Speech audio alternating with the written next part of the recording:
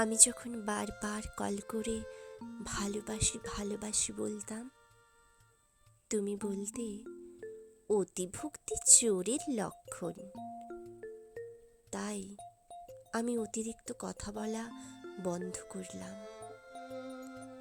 আমি যখন কথা বলতে চাইতাম, সময় দিতে বলতাম, তুমি বলতে সময়ের দাম দিতে শেখো।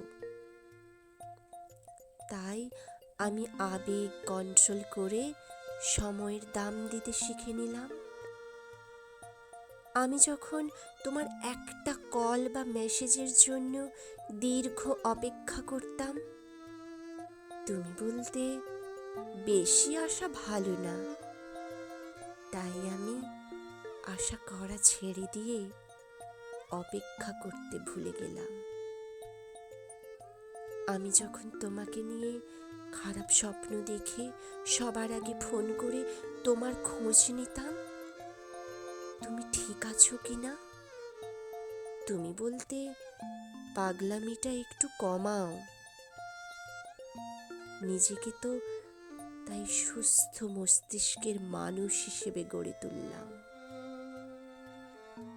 আমি যখন না খেয়ে অপেক্ষা করতাম এটা জানার জন্য তুমি খেয়েছো কিনা, তুমি বলতে এত ন্যাকামি ভালো লাগে না।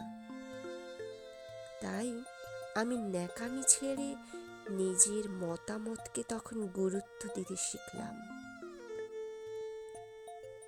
আমি যখন মন খারাপ করতাম তোমার অবহেলায়, তুমি বলতে এত দুর্বল কেন তুমি।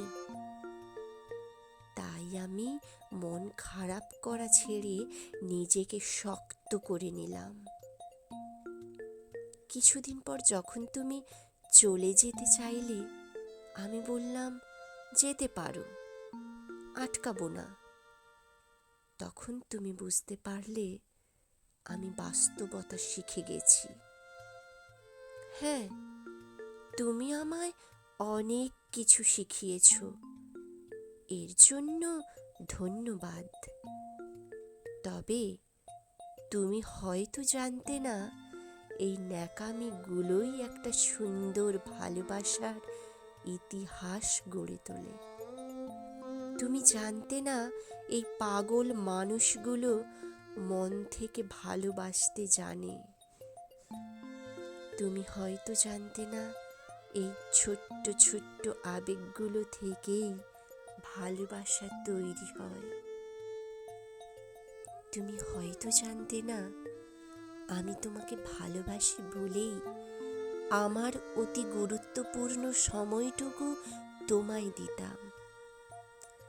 আজ আমিও একটা জিনিস তোমায় শেখালাম, অতিরিক্ত অভিমান নিয়ে যারা হারিয়ে যায় আর কখনো ফিরে আসে না।